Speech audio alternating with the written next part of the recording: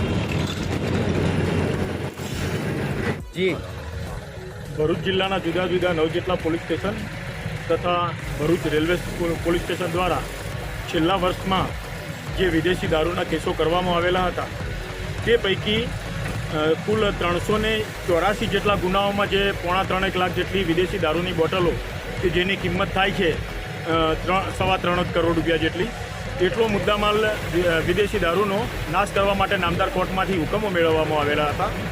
એ નામદાર કોર્ટના હુકમો આધારે આ 3.25 કરોડ રૂપિયાનો વિદેશી મુદ્દામાલ દારૂનો નિકાલ કરવા માટે આજે અહીંયા કાર્યવાહી હાથ ધરવામાં આવેલી હતી। આજે ચાવજ ગામે વિડીયોકોન કંપની આવેલી છે બંધ પડેલી, ત્યાં પ્રાંત અધિકારી મનાણી મેડમ, પછી રેલવેના નાયબ પોલીસ અધિક્ષક શ્રી ગોર સાહેબ તથા નશાબંધી અધિકારીની હાજરીમાં આજે આ વિદેશી દારૂના નાશ માટેની કાર્યવાહી હાથ ધરવામાં આવે છે।